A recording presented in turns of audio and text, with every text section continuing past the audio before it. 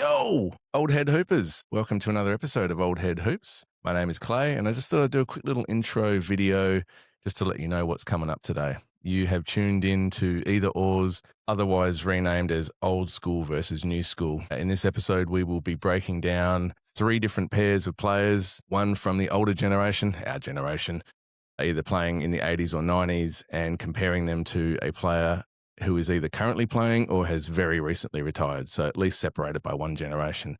We'll be comparing them statistically, accolade-wise, style play, cultural impact, all that kind of stuff, and eventually coming up with the decision on who we believe at Old Head Hoops is the better player. And Mus has done a great job here of making me squirm on one or two of them, like I did to him in previous episodes. So yeah, it's a great one, guys. And of course, we tangent the fuck out of what we do, and we end up in some weird places that are always entertaining. So guys, please enjoy the episode. And a quick note, this episode actually went for nearly 3 hours when we recorded. We got a little bit exuberant after having not recorded for a while and didn't know when to shut up. So we've actually split it into a few parts. So if the episode does end a little bit abruptly, you know the reason why. We've basically just had to cut it into thirds. So please enjoy our old school versus new school episode. And if you need to get in touch with the pod, we have a Gmail account. It's oldheadhoopspod@gmail.com. If you've got any topics that you would like us to bring up in a future episode, by all means, drop us a line and we'll investigate that option and see if we can get our collective heads together to make that happen. And a bit of a special shout out to friend of the pod, Minnie, over the pond in Canada. Dropped us a line and basically thanked us for helping him rekindle his basketball fandom. He's got a young family that are right into basketball at the moment and getting into the leagues over there. And yeah, he's been using our pod to help refresh his memory and get the neurons firing and get the fandom happening again. So yeah, really appreciate you giving us a shout out there, Minnie, and we'll give you one back in return. So yeah, guys, anybody wants to get in touch with the pod, oldheadhoopspod@gmail.com.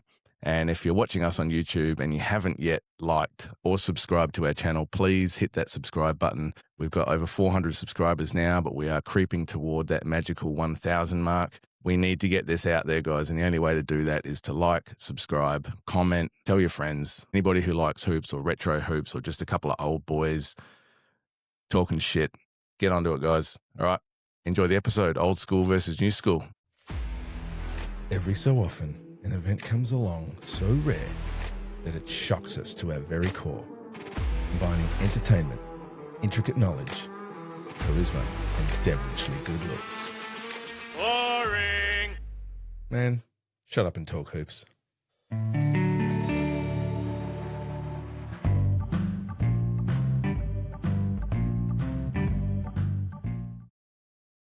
Old head hoopers, we are back. About fucking time. Guess who's back? Back again.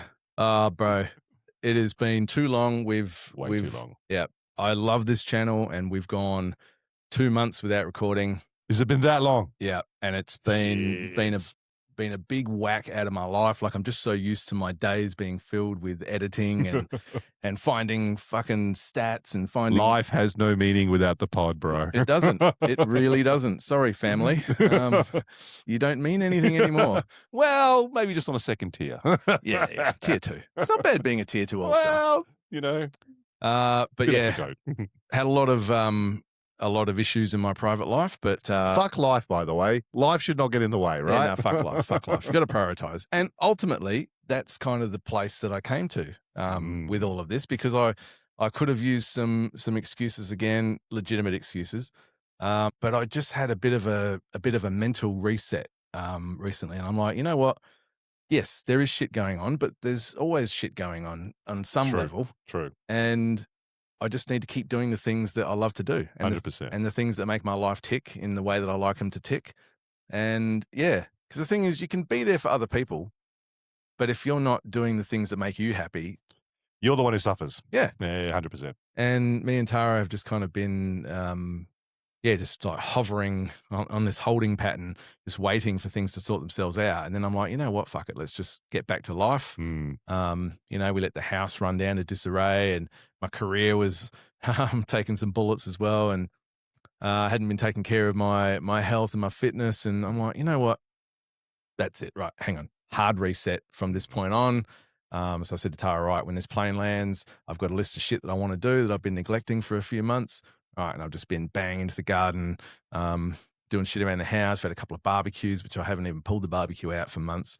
Getting the pod, like the pod was the big thing, man. Yeah, I hear you, bro. Because by extension, the pod is us spending time together as well. 100%. So we've kind of like been neglecting that as well.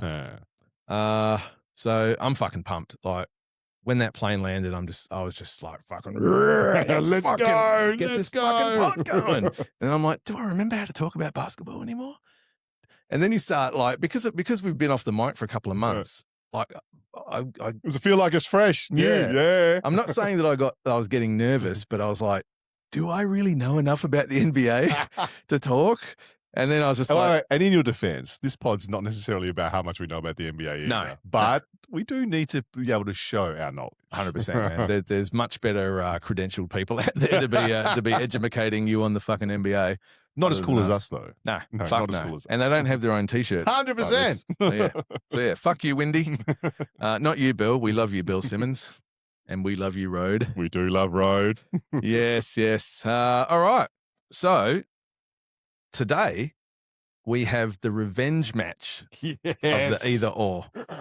So I basically put your feet to the coals and filled you with a whole bunch of old school versus new school athletes and made you choose between the two. And you made me squirm like a motherfucker. I did. And you know what? It's a harder task than you think. I mean, you've had to do it now.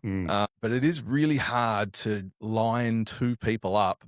It's definitely going to have to be extended to more than just players playing currently and retired players. It's got to be maybe just different eras. Yeah. But getting players that are aligned positionally and stats and accolades, it's fucking not easy, man. And the one thing that was flowing through my mind as I was doing my research and pulling together my pairs to put to you, I was like, oh, we could actually do this as in building a team. So I give you the 10 players in their positions and go, Clay, you now need to build a team, but you've got to pick the either or of what I give you. That is something I think we should explore next time. Right. I'm always up for a bit of exploration. Yeah. All right. Well, without further ado, let's go. Old school versus new school, either ors. I've got no idea what's coming to me. I'm sure you're going to be trying to make me pay as I did with you. And did I give you a Olajuwon in the last one? I'm not sure that I did. No, you didn't. Olajuwon's very hard to get a peer for Olajuwon. I did try. Yeah. I actually wanted to look at that when it's too hard. He sits outside of anything that you can actually compare to. And anything just seemed to be a pale comparison. So I said, I'm not going to bother. But I did give you Ant and Clyde. You did? And you went Clyde, I went Ant. So yeah, I'm looking forward to seeing what's coming. All right. So what I've tried to do here is really nail down the type of players that either play the same position or quite similar in their play style or in their achievements. So I really want to put to you and get your juices flowing. Oh, I like that. Yeah, I know you do. And I really want you to really not just go by your heart, but package everything together and then make your decision on who you choose out of the two. You know I don't have a heart. That's true. The black hole in the middle of your chest. But I'll try. I'll fake it. I'm sure you can. I'm sure you can. All right. So let's start, yeah? Rock and roll. First off the rack, and because both of us played point guards during our time, maybe it was probably due to big short passes our whole life. Yep. I'm going to give you 2 point guards. Okay. I do love me a point guard. I know you do. And these are very good point guards, achieved a lot in their career. From the 1990s, 80s, Isiah Thomas. Yes. I do like me a bit of Zeke. And a current player, unfortunately he's injured right now, but I do love him, Kyrie Irving. Home run, slam, bam, thank you, ma'am, Thomas. Oh! Isiah Thomas, easily. And then again, Kyrie has won a title, and it's arguable that he was the best player on that title team for Cleveland. Did he say arguable? Yeah. Arguable? Well, he did win the championship for him with that 3-point shot with about a minute to go. Look, I've gone on a really weird sort of journey. How do you feel about Kyrie? Love him. I Have you absolutely always loved him? Initially, I found him a bit of a bit very arrogant in his play and bit of a head case. As he's gone on in his career, I've actually got an affinity with him. What really disappointed me, and I don't blame him at all, COVID fucked up everything, and I understand his choice, but that Brooklyn team, if he played for that Brooklyn team, who knows what they could have done, but him not playing fucked them up. Yeah. I mean, as it was, they got pretty far, but yeah, that kind of him not playing, that caused that rift with Harden, and that kind of cracked that team open a bit, and then he obviously demanded a trade. But I didn't like Kyrie early in his career, his first Cleveland stint. He was quite injury prone for that first few years. And I just thought, here we go, just another fucking gunner, quote unquote point guard who's actually really like an Iverson. I know you're not a big fan of the way Iverson plays. Yeah, just high volume shooters at that size. It's just not really my thing. But you got to admire the way he took over that finals in 2016. Then obviously didn't have a good run with my Celtics. I knew you were going to hold that against him. Yeah, but that team was loaded though with him. Yeah, but he just showed shockingly terrible leadership, and he just kind of felt that because he was the elder statesman of that team that he was afforded this kind of respect. But they'd already made long runs in the playoffs. They made the Eastern Conference Finals the year before he came, and it's like, him and Gordon Hayward came. Hayward fucking broke his foot, I think, on the first game. First game was something like that, yeah? It was really early. I'm pretty sure it was the first game. I was watching it, and I'd actually ducked off for a piss. Came back and he was injured. It was on the play when I was taking a piss. They were just the commentators, you could hear them talking. I'm like, what the fuck just happened, man? And I've come back, and Hayward's on the floor, and all of the teammates are like shielding their eyes as if they've just seen something horrendous. And I'm like, fuck. So have you learnt your lesson? Don't take a piss during an NBA game. Yeah. I thought you were just going to say, don't trade for white guys. I'm not the racist one here, can I just say? I've made my position very clear. Yeah. Hold your judgment. Let me throw some stats at you and everything else. Give me the stats. I obviously, I know you're an Isiah man, but let's see how they compare, all right? Let me just think for a second. Kyrie, just trying to think how long he's been in the league for. Have you got that among your stats? It's 2011 he was drafted. 2011? Yeah.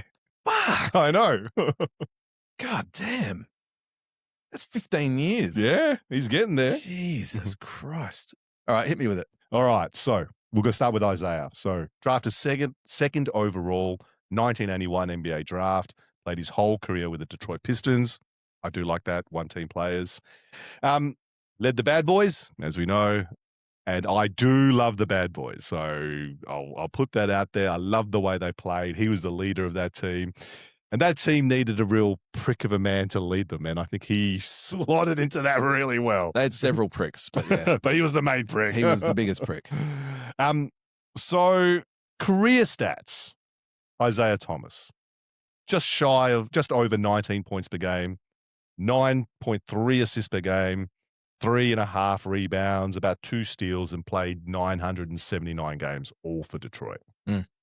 2 titles, Finals MVP in 1990, 12-time All-Star, and a Hall of Famer.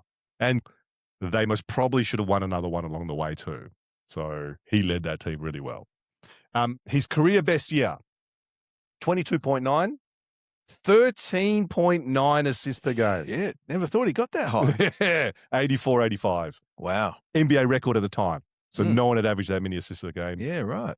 4.5 rebounds and multiple seasons around 2.5 assists. So really well-rounded point guard, but fucking hell. 14 assists a game is insane. Yeah. There was pretty high pace. The league was at pretty high pace then. So, but not for them.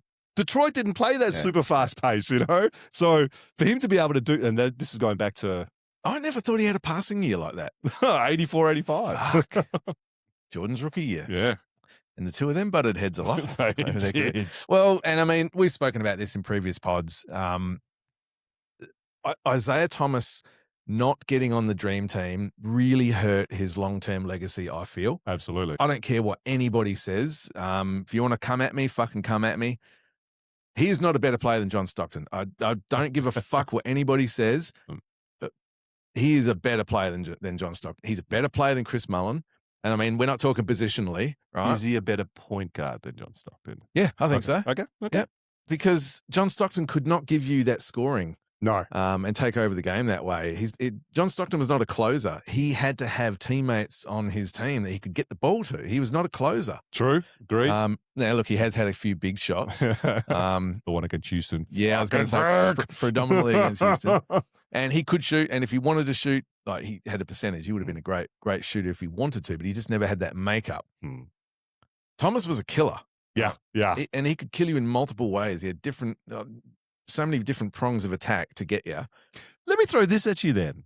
So, as a point guard, handles is a pretty dominant skill that you need to have. Handles Isiah Thomas, handles Kyrie Irving. Oh, look, Kyrie is arguably the best handles of all time. Some of the shit Isiah did, though, and could do. For the time, yeah. I mean, you didn't see players it's very rare to have that kind of wizardry with the ball. So, yeah, Isiah Thomas stood out like a sore thumb in that era. Nowadays, he'd be a good ball handler, don't get me wrong, but he wouldn't be in your Steph Curry and Kyrie Irving's ilk. But Who's more clutch? Fuck. And I've seen Kyrie hit a running left-handed hook shot to win a game. Yeah, and obviously that big shot against Golden State to win the title. And he does tend to get up for big games. And he's got a lot of weapons. It was a different era, so Thomas couldn't really kill you from the outside. But could shoot the three. It's not as if he couldn't shoot the three. He could shoot the three. It's hard to say that Thomas wasn't clutch. I mean, there's that game. Was it the game when he scored 25 points on his fucked ankle in the fourth quarter? And couldn't run. He could not even run. Yeah. And look, he's a two-time champ. You're going to have to side with the two-time champ. Ooh. I'm going to have to. All right. Going to have to.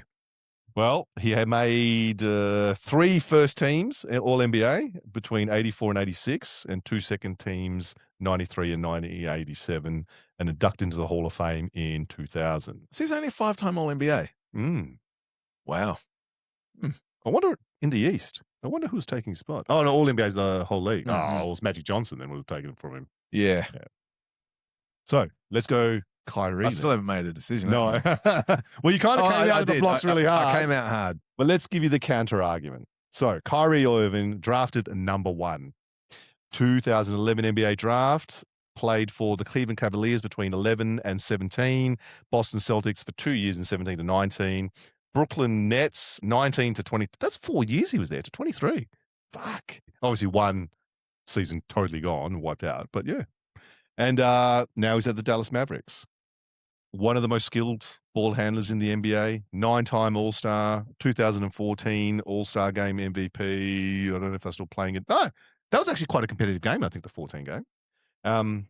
And obviously a 2016 NBA champion, dominating the court with Mr. LeBron James. So, career averages, 23.7 points per game, 5.6 assists per game, 4 rebounds, 1.3 steals, and at the point of this date, 779 games played. Best season, 27. He averaged 27 in 21-22. About 7 assists in 18. Brooklyn. Yeah. 7 assists in 18-19 and about 5 or 6 rebounds in 19-20. So he doesn't package it all together. They kind of get spread, or whether he's really dominating scoring or he's more a playmaker. 1-time NBA champ in 26, All-Star selections 9 times, All-Star MVP in 14, 1 second team 2019, and 2 third teams 15 and 21 All-NBAs. Rookie of the Year 2012. No first teams. No first team. Right. So that's a pretty big indictment. I'm very, very much in the Bill Simmons camp, where all NBAs are the most accurate snapshot of that season. Who was the best player? Who were the best players in that season? And it's a big, big stain on your legacy to have no first team. So not once was he considered one of the best player in his position in that season. Or even one of the top 2 guards if they start combining the positions. So which I like traditional roles, so that pisses me off when they do that. So not once was he considered among the best 5 players or the best player at his position. That's pretty damning. All right, so is that your circuit breaker then? Oh, look, I mean, I was always going to go Isiah Thomas. I think he's criminally underrated historically. And like I say, I think he was better than Stockton. I think he's, I mean, I don't want to start throwing numbers around, but he's got to be in the top sort of 30 players of all time-ish. Yeah, I would Certainly say that. would not be putting Kyrie there. Yeah, fair enough. No, that's a fair call. Yeah, he's historically just not that player. And Kyrie's just been too in and out. I mean, you said he's only played in the 700 range for games. And he's played 15 years. 15 years. Isiah Thomas played 12, and he played more than 200 more. So Kyrie's obviously done his ACL recently. But he's done his knee a few times. He's had meniscus issues. Yes. Quite a lot. And Thomas, of course, his career ended when he did the Achilles. Yep. But yeah, I'm going Thomas all day, every day. Not even close, eh? Not even close. I thought I was. Sorry, you didn't make me squirm on that one. Yeah, all right. What say you? It's funny, right? I do love Thomas. My gut feels I love the way Kyrie plays. That the ability, so his ball handling is, I don't think I've seen anyone better. So to me, anyone with the ball and what he can do with the ball and the way he can move it with both hands around his back, everything else, to me, just, I haven't seen that before. Kyrie's grown, and I think his Dallas years, robbing us of the partnership of Luka and Kyrie fucking pisses me off. Nico Harrison, you dick. Because I honestly believe those two would have really gelled together. They were starting to do shit. But they were a great combo. Such a good combo. And his finishing is probably as good as I've ever seen anybody. At the rim. Anybody under 6'5", he's easily the best finisher. I've seen how many highlights of him going into the lane, cocking the ball back. Now, he's not a big guy, right? He's gone up against 7-footers, hold the ball back as they've gone up, bumped into them and held, and got that little finesse layer up. And he does it all the time. I haven't seen any player who's got that. Maybe AI, but otherwise it's Kyrie in his class. His body control is unbelievable, and he's ambidextrous. He can finish either hand as well with his left as he does with his right. Yep. And he's just so creative. Like when he gets into the lane, he's just got so many ways to kill you. So in that sense, he's got it all over Isiah Thomas. Okay. As far as the finishing goes in the lane and the ball handling and the shooting. But you're still going Isiah. Yeah, I think Isiah is probably, for me, just a better leader, makes his teammates better. Yeah. Better winner. Yeah. I'm going Thomas. Going Thomas. All right, fair enough. But as we did talk it through, it did get a little bit closer than I anticipated. But you did squirm. You're still pretty sold on Thomas. Yeah, my anus was puckering just slightly. Just starting to protrude a little bit, and then it just sucked back up again. But yeah, not quite squirming. All right, Isiah Thomas over Kyrie. Good call, fair enough. And you went with Kyrie. To tell you the truth, and I hate doing this, I'm right in the middle between those two. Fucking. I can make an argument for both of them. And when I came out of this, I went, fuck. I tried to disseminate between, okay, if I'm going to build a team, who would I pick as a point guard? I went, I can't decide on that. Who would I want the ball in the clutch? I couldn't decide on that. The only thing that separated me, the two, and not by a lot, because I've seen shit that Isiah can do with the ball. And granted, it was a different era and ball handling was a little bit different back then.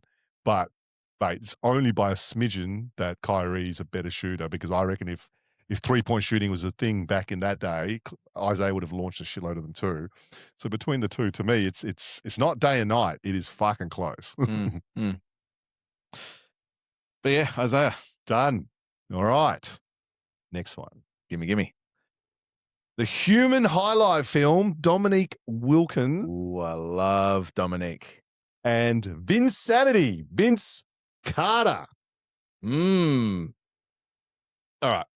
Before I say anything, I want the rundown. Give me their career rundown. So, Dominique Wilkins, drafted 3rd overall first round to the Utah Jazz. I didn't know that either. Played between 1982 and 1989. Obviously traded straight away to the Atlanta Hawks. Played 12 seasons there, 82 to 94. LA Clippers for 1 year. Played 2 years for Boston. Panathinaikos. Yeah, then he went to Greece. I remember that. Then came back, played for the Spurs. Oh, he came back? I didn't realize he came back. Oh, yeah. Yeah, he did. 96, 97 at the Spurs. Then went over to Bologna in Italy for a year and finished his career in 1999 with the Orlando Magic. I'm really surprised that more like star level NBA players don't go and spend 2 or 3 years playing in Europe. Like for some of these glamour, like a Real Madrid or something. like some of these glamour franchises in Spain or Italy or especially France. back then, the money most probably wouldn't have been massively different. Mm. I mean, the Euro League, obviously it's not paying millions and millions and millions, but you get some of those guys like Jimmy Fredette who went over to the Euro League and never came back. So, but like, they're playing like once a week. As I know. opposed It's like to 82 fucking games. Yeah, and just get to live in these beautiful cities. I'm just surprised more don't do it. But Dominique did his Achilles as well, another Achilles guy. Yeah. And he came back from his Achilles and averaged 29 a game. Oh, he knows that. I like that. It's just crazy, man. Like, it's crazy what he did.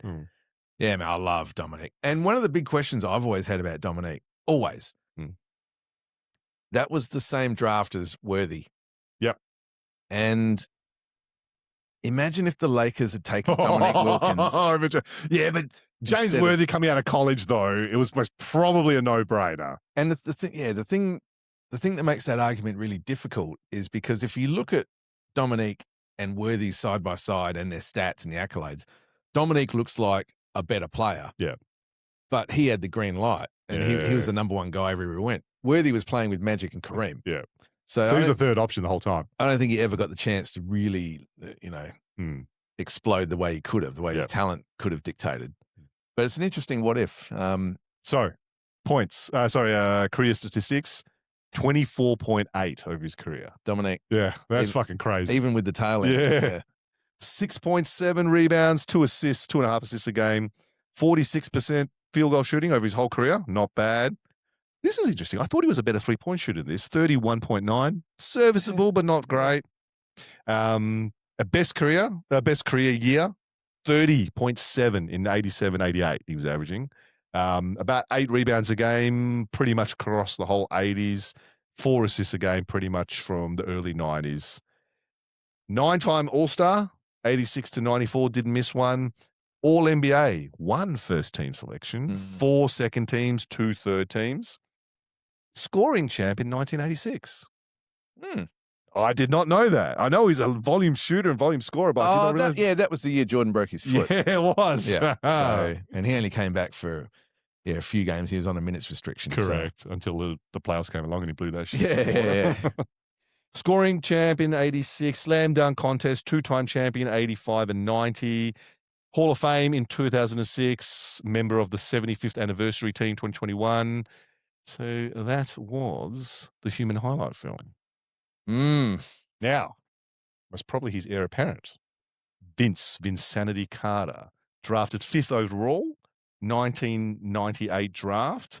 Golden State Warriors drafted him and traded him to Toronto. For Anton Jamison. Fucking hell, Golden State. But yeah, that was interesting because I remember that draft really well, and I honestly thought Anton Jamison was going to be a much better player. And he was a good player. Very good player, but not at the level that we expected him to be. Yeah. 1998 to 2020, decent fucking career. And towards the end, whilst he was only getting minimal minutes, he was still serviceable. Raptors, Nets, Magic, Suns, Mavericks, Grizzlies, Kings, and finished at the Atlanta Hawks. He really did get around. But it doesn't feel like he was chasing a ring. Nah. Because I look at all of those teams that he ended up playing for, and none of them were really contenders. He chose the teams where he would have a role. And I respect that. Yeah. I do respect that because a predefined role, and you know he was going to play. So, no, fair enough. And I was a big fan of his New Jersey days. Yeah. Him and Kid. Even his Toronto days. Yeah. But that Jersey team was that Jersey team could have done something a bit more. They did a lot, but they just felt like they needed one more player. They would have been there. And there are so many great in-game dunks of all time, and so many of them belong to Vince. Yeah. That one on Morning when he was playing for New Jersey, yes, where he was out on the 3-point line. I can't remember who it was, but somebody went for the steal and they kind of like went down, and then he went behind his back, which gave him a free lane to the basket. There was only him and Morning there. And he fucking just turned his body sideways and cocked the ball back so that Morning, was going no matter what he was going to do. He was going up with verticality, but the ball was cocked that far back, and he had his left shoulder into his chest and then just fucking smashed on him. And not just that, he went up another level. So as he's gone up, his into Morning's body, and it's just like he's jumped another level to throw it down. It was fucking brutal. And apparently Morning was pissed at him. So I love Alonzo Mourning. I love that he went for that too. Yeah. Because that's fucking Vince Carter. You know he's throwing shit down on everyone. Yeah. Mourning still took him on and then got smashed. That's why he's a 2-time Defensive Player of the Year. Yeah. I mean, he goes for him. Absolutely. So, 8-time All-Star, 2-time All-NBA, 1999 Rookie of the Year, Hall of Fame inductee, widely regarded as the greatest in-game dunker of all time. I think so. That I've seen. Yeah. Yeah. I mean, Jordan caught some bodies, but I think quite possibly Carter might have a bigger vertical than him. It just seems like it while they're playing and dunking. And Carter had that beautiful combination of Jordan's just elite athleticism, but with Dominique's power. Yeah. So his dunks just looked a lot more spectacular. Yeah. And he threw them down with some menace too. Yeah. Right? Yeah. So because he played for so long and his career did peter out at the end, his scoring average, career average, is actually only 16.7 points per game. Really? Yeah. So it dropped significantly off in the last couple of years. Yeah. Understandable, but don't forget he played 20 odd years or whatever. So yeah, he was pretty much after New Jersey. I think it was Orlando after New Jersey. He was still okay. I went to the Magic. Yeah, he was still okay for the Magic. Suns, and by the time you go Suns, Maverick, Grizzlies, Kings, and Hawks, by the time he'd finished at Orlando, he was pretty much a role player from there. So yeah, probably the first 10 years he would have been well above 20. Yeah, but 2025, and then it just peters off after that. Best individual seasons. I'll give you the comparison between the two. So Dominique's best season, 30.7. That's when he wins the scoring title. Jordan doesn't play that year, or does play a bit of that year. Vince Carter, then the 2001 season, 27.6. Dominique was a better rebounder at about 8 rebounds per game pretty much throughout his whole career, or the early part of his career. Vince Carter about 6, and he gets around that about multiple times. Assists, comparable. Vince Carter about 5, about 3.8, 4-ish for Dominique, and steals pretty much the same. So, fuck. Coming back to your metrics, Dominique does have a first-team All-NBA. He does. Vince Carter does not. And they're both titleless. They're both titleless. Yeah. This is a really tough one. I know. This is a really tough one. Vince Carter, a better three-point shooter over his career, 37%. Yeah, but it's a different era, so I don't really count that too much. I do hold more weight for Carter averaging 27 in 2001, which is just one of the worst eras for pace that we've ever had, just horrendous low scoring. Yeah. As equivalent to 86, averaging 30, and the pace was much, much higher. Do you hold anything against Carter for his exit out of Toronto? Yeah. Yeah. Because he didn't do that well. And he really cratered, he tanked. It was just so obvious he just didn't give a fuck. Yeah. And that then meant that Toronto got nothing at all for this fucking generational superstar player talent. And New Jersey picked him up for fuck all. They picked him up for Alonzo Mourning, who wasn't even playing at the time, coming back from the kidney, and a bunch of scrubs. Yeah. Vince Carter. If you want your way out of that team, get a better agent and fucking work that shit out in the offseason so they can maximize the value for you. The Toronto team wasn't that bad. They were good, man. They were good. So it felt like he must have demanded something. It didn't come through and just dropped tools. But that 7-game series against AI, when they were just both going hammer and tongs back and forth at each other. Very familiar to maybe a Dominique Wilkins and a Michael Jordan going toe to toe. Yeah. Toronto had a couple of good runs, and they had a good team, man. They had Oakley. They had fucking Antonio Davis. Yep. They had his cousin. Yeah. Fuck. They could have been, if that team had just been allowed to grow. Yeah. You look at that team, you think that's better than the team that Kyrie was on. That one won a title. Yeah. You look at that and go, if that kept that team for another couple of seasons. Oh, God. This is a really tough one. Who's the better dunker? Aesthetically, and who you love to see? Carter. Carter. Without a doubt. Not even close. Yeah. He's just right on the screen there. Look at that, man. That's wild. I've just recently watched, I think it was a 30-minute package of Vince Carter's dunks, and you're just watching it just going, fuck me dead, man. Yeah. Just the artistry and the elevation and the force. And he was really creative too. Like he'd jump up and then like it seems like in midair he's just decided, oh fuck, my lane there is blocked. I'm gonna have to double pump and reverse this one. And you're like, it's just the split second thinking and the artistry. And of course, Dominique is probably one of the top 5 to 10 dunkers of all time as well. So I mean, splitting hairs here, but wouldn't we love to see them in a dunk competition? Man. Yeah. I mean, this could be controversial, but I think Dominique was probably a better dunker than Jordan. I think so. I'm going to get myself in the shit here. There's something about poetry with Michael Jordan's dunks, which is not what Dominique's done. Dominique's a raw power dunker. And then I see Vince sort of in between the two, except Vince takes his power dunking to another level. Because when he throws it down, in-game dunks, when he was throwing it down, I honestly thought he was going to rip his fucking arm off. Yeah. It's so hard and ferocious he'd come through. And the rim makes that real loud metallic sound. Yeah. Only the real big dunkers do. And we're talking like the Shaq dunkers doing that, and Vince is fucking doing that from all over the place. So I wish Vince could replay his career over again from scratch. You reckon he'd stay in Toronto? Or maybe longer. Not maybe for his whole career. I just think if he played his career out another 99 times, I think it would just turn out better. He had a great career, but in my mind, he should have been a 25 to 28 points per game scorer for the bulk of his peak. And to me, he was a clutch player and he had all the tools. Like he was a great shooter. Who had the better repertoire of offensive tools between the two? I think Carter. Okay. Carter had a pretty good turnaround. I mean, after Jordan, you had this litany of off guards who fade away turnarounds. Had that kind of mid-range game. He could pretty much shoot from anywhere on the floor. He had deep 3-point range, very quick, good ball handler. Neither one of them was what you'd class as elite defenders. Yeah, they didn't really care too much about the defensive side of the game. And of course, like Dominique's a bit bigger. He's in that 6'8" range, and Carter's 6'6". So looking at a 2-guard versus a 3. So the rebounding doesn't bother me too much there. And neither one of them were real big winners. They both had some moments in the playoffs. I'm loving the squirming now. I'm loving this. I really don't.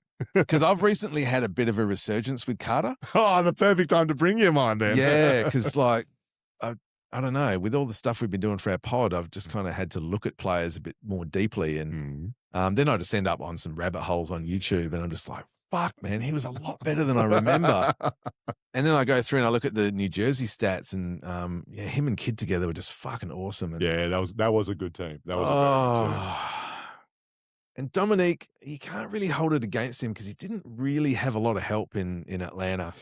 Yeah, they were pretty barren teams for a while there. He had Doc Rivers for a while. And I think he made a couple Kevin of Willis. He played with Kevin Willis, old T-Rex arms himself. Tree Rollins. I don't know, man. Play with Spud. Yeah. Oh, fuck. I'm going Carter, but for me, it's a coin flip. It really is a coin flip. I mean, if one of them had a title over the other, that was probably just circuit breaker. It would swing it. One has Does the scoring title get it?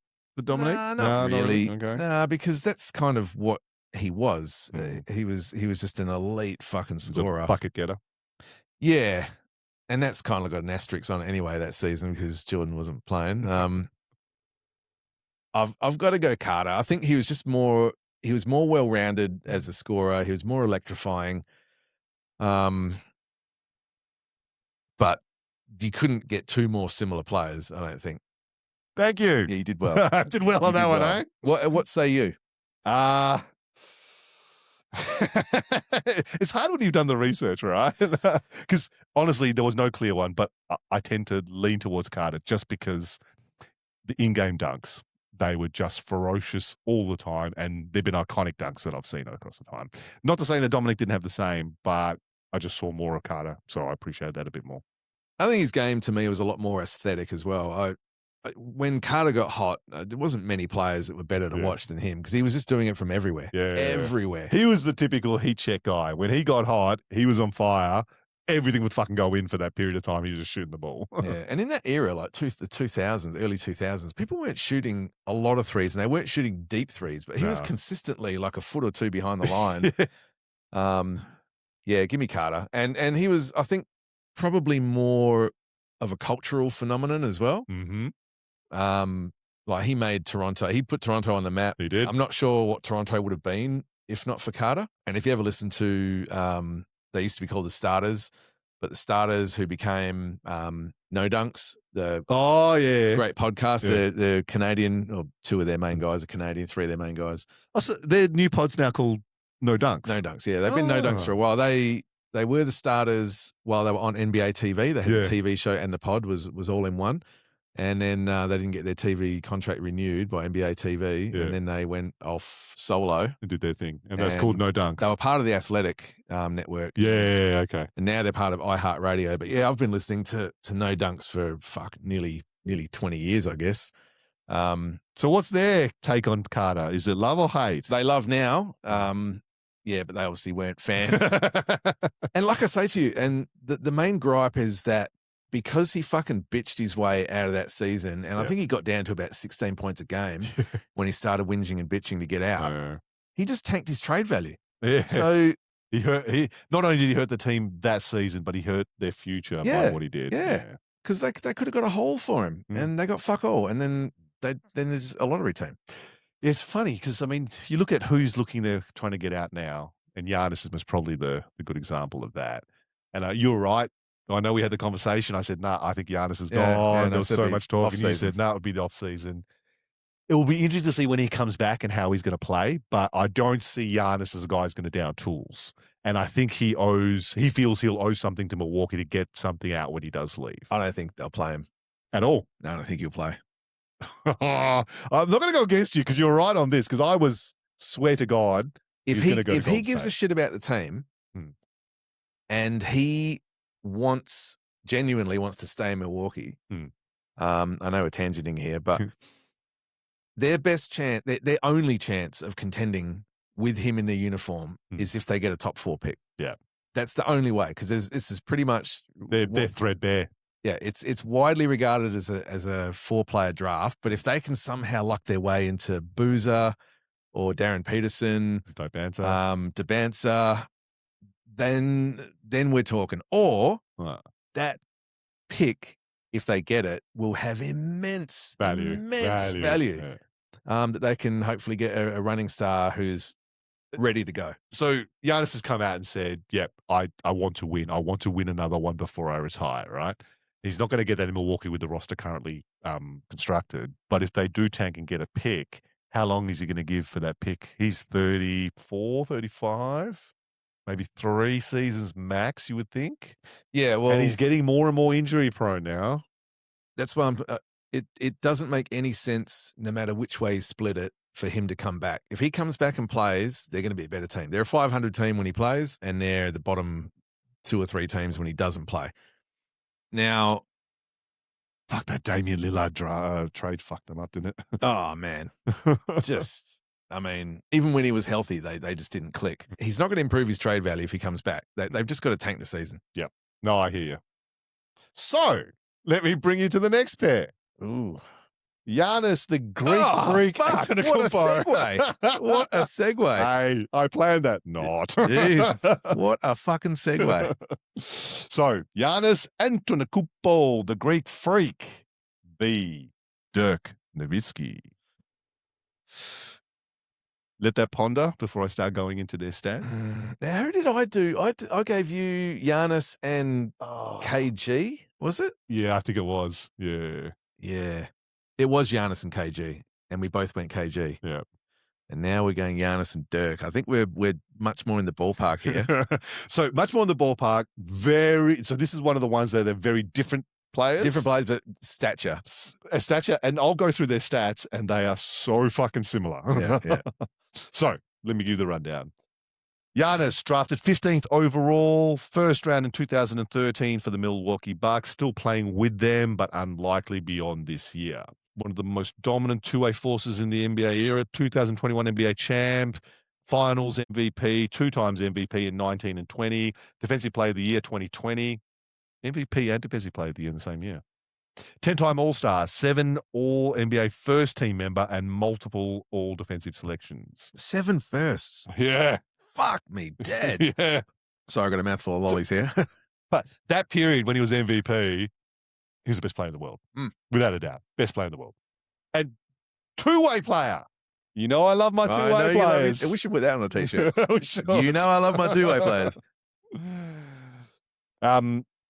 Career stats. So, 24 points per game, 10 rebounds, 5 assists, field goals at 55.4, 28.6 3-point percentage. Yeah. Like, he does take the occasional one, but it never looks good. There was a few seasons there where he really fell in love with that shot. And to be fair, the media bullied him into shooting it, I know. Trying to shoot the ball. And then finally he fucking realized, hang on a sec, I can shoot it. I'm a bit streaky, but motherfuckers can't stop me when I'm rolling to the basket. The lane. And everyone gets the fuck out of your way anyway. Just go. So just do what you are dominant at. Don't try and fucking please everybody by becoming a stretch player. Yeah. Doesn't need to be. And if they constructed the squad around him perfectly, he would never even have to shoot a three the way he So I'm sure this wasn't part of your research, but I'm just rolling through it in my head. Players who have won Defensive Player of the Year and MVP in the same year. Hakeem. Wondering if Jordan... He didn't win MVP when he won Defensive Player. There's not many. That's actually something we should look into. It's not many at all. Because Jordan won the Defensive Player of the Year in 87, 88. Yes, that was Bird's MVP years, wasn't it? No, Bird was 84, 85, 86. Or was Magic got one then? We will have to look into that. Mm. I thought Jordan had done it, but I could be wrong. And still, Hakeem's the only one to get a championship, finals MVP, and Defensive Player of the Year. He's still the only one who's done that. Definitely one of the best seasons ever. That sounds like another pod. It does. All right. His best season scoring, 31.1 in 2022-23. Most rebounds, 13.6 in 1920. Best assists, 6.5 in 23-24. Field goal percentage across his career is pretty much around close to 60, hovering between 55 and 60, but the best year was 25-26, 64.5%. Shooting percentage. Yeah. And averaging 28 points a game. I know, nuts, right? It's just wild. And he's having a down year. Yeah, that's the dumb thing to say, right? Yeah. It's so true. So, Dirk Nowitzki, drafted 9th overall, 1998 draft. Selected by Milwaukee Bucks and traded to Dallas. It was the Vince Carter draft. Yeah. Crazy, right? For tractor trailer. Oh, he's a big boy tractor, wasn't he? Rest in peace. Tractor trailer. Played his whole career in Dallas. I see always that as a tick. 21 years from 1998 to 2019. Career summary. One of the greatest power forwards and European players in the NBA history. Do love his iconic one-legged fadeaway. It's a fucking hard shot to shoot. Got the statue. 2011 NBA champ, finals MVP in the same year, 2007 MVP, 14-time All-Star, Hall of Fame inductee, led Dallas to 15 playoff appearances, including their first title. Career. So because he played so bloody long, 20.7 points per game as he petered out as became a role player. Rebounds, 7.5, 2.4 assists, 47% field goal percentage, but 38 from the three-point line and about 90% from he was 50, 40, 90 for a long time. Yeah. A very long time.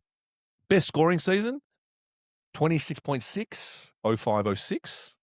Wasn't really the era for big scoring. No, and you feel like if he was playing now... Oh, fuck. He'd be around to 33, wouldn't it? Yeah, he'd be one of the scoring leaders every year. You put 10 points on top of that, you reckon? Yeah. I mean, with his... Oh, man. With his shooting ability with more volume. Yeah. Or more three-point volume. Yeah, not necessarily a higher usage rate, but yeah, just altering that the split between twos and threes. Yeah, the distribution. Oh, man. He would have been just a fucking destruction machine in this era. Man, But who would fucking guard him? dude, How do you guard him? He's like Larry Markkinen, but a little bit bigger, a little bit longer, And a better shooter. and more clutch in every way possible. Yeah. And he was pretty good putting the ball on the deck too. Oh, mate. I was freaking against Miami when he all of a sudden they thought he was going to start shooting from the range. He started taking inside every single time and burning LeBron and all the guys trying to guard him. Chris Bosh was dead. Don't you love it? Don't you love it? Oh, man. So, career achievements. NBA championship, 2011, finals MVP in the same year, NBA MVP in 2007, 14-time All-Star selection, 4-time first-team All-NBA, 5-time second, 3-time third. But look, sharing the era with Weber, Garnett, and Duncan. Yeah. At the same position. So for him to collect four first teams and five seconds in the era, what maybe the greatest power forward of all time. Yeah, not just kind of like overlapping slightly. Like their careers almost right in the middle. They were battling against each other. Yeah, simultaneously. Yeah, that's pretty impressive, man. That's very impressive. Look, I know Giannis scores at a higher clip, even at their peaks, but I don't really take much into account for that. So let me go a side-by-side comparison. So championships, both have one. Yeah. Finals MVPs, they both have one. MVPs, Giannis 2, Dirk 1. All-Star selections, Giannis 10, Dirk 14.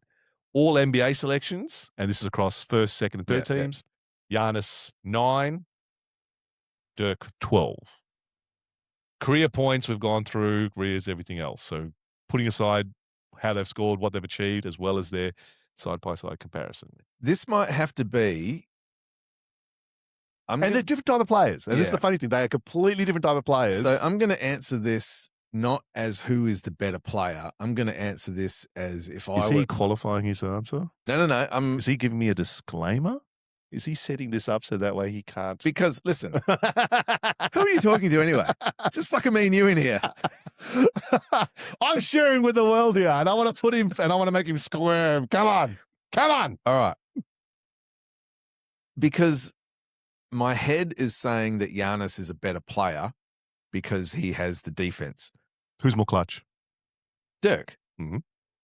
Yeah, but look, my head is saying Giannis is a better player because he's Defensive Player of the Year and he's not really playing great defense the last couple of years. But overall, he's much more of a two-way player. Yes. But to me, even though Giannis scores more points, I think Dirk is a far more prolific offensive player and just deadly. And that shot, I'm just thinking about how that shot would translate to the game today. I think that Giannis is probably a better overall player, but if I was starting a team, I'd take Dirk. So Giannis is a better overall player, so you take the worst player out of the two. Is that what you're saying? I would take Dirk because he's more of an anomaly. He's a much harder player to get first off. Yep. To even find a player like that. But then so much easier to build your team around him because if you've got Giannis on your team, and look, it's talking about embarrassment of riches here. Like they're both amazing players. It's a good point. So if you got Giannis on your team, you have no choice but to surround him with shooters. Yeah. You get Dirk on your team, you must probably have far more flexibility, but you must probably need better defenders. And Giannis wants to be the focal point of the attack. So they've never really done well with a pure point guard. They do well with these combo guards.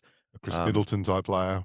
Yeah. So they need elite shooters around him. And that's why they did so well with Lopez, if you're getting shooting out of your five. Yeah, sorry. And then they're getting shooting out of the three and their guards, and not having a pure point, letting him control the ball. Yep. Whereas you've got Dirk. I mean, you could slot him into any team. Any team. And it kind of shows that with the teammates he had. One of the best point guards of all time, Steve Nash. Then he ends up playing with Jason Kidd, another one of the best point guards of all time. Seamless, still dropping 50 wins every season. Like he didn't need the ball. He was a play finisher, not a play initiator. And I really like that. And he was clutch. I mean, not many players you'd choose have the ball in their hands if your game needs to be decided. Not many white guys. So, can I clarify? Just checking. Just want to clarify that with you. Yeah, but he's European. It's different. It's different. Yeah. Oh, fuck. Are you squirming? Well, look, squirming? We've both spoken at length about this. Giannis is one of my favorite current players. I love Giannis. I love that bully ball. In an era when people are trying to move to the outside, he's just fucking shacking it up there. Get the fuck out of the way. Get the fuck out of the way. Yeah, and he's just a wrecking ball. And on the fast break, he's just ridiculous. Like he's just a fucking freight train. You just can't stop him. You don't want to stop him. You don't want to get in front of him. I just feel like Dirk was just more of a killer. Just more of a flat out killer. I don't necessarily trust, like, if there was a winning play to be made to win a championship. I know Giannis scored 50 in a closeout game, but you know what I mean?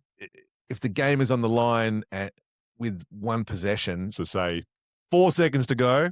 I'm inbounding. I'm going to Dirk. You're going to Dirk. I'm going to Dirk. And that's a fair call because Dirk most probably could get you something where Giannis most probably needs it created for him.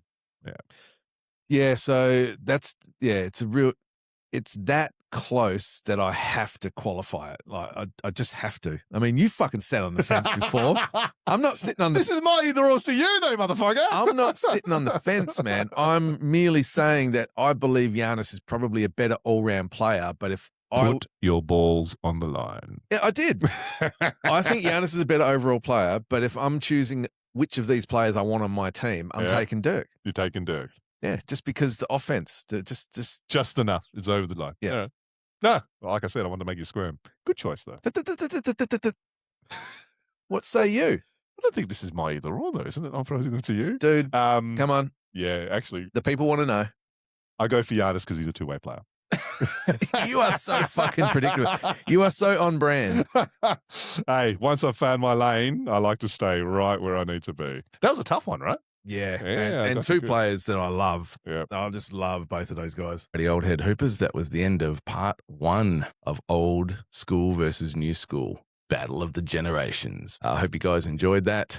We definitely enjoyed filming it. Had a lot of fun. If you agree or disagree with what we've said during this episode, please drop us a line, oldheadhoopspod@gmail.com, oldheadhoopspod@gmail.com. Let us know who you would have chosen, and let us know any comparisons of players that you guys have in mind that you'd like us to have a look at. And we will see you when we're looking at you.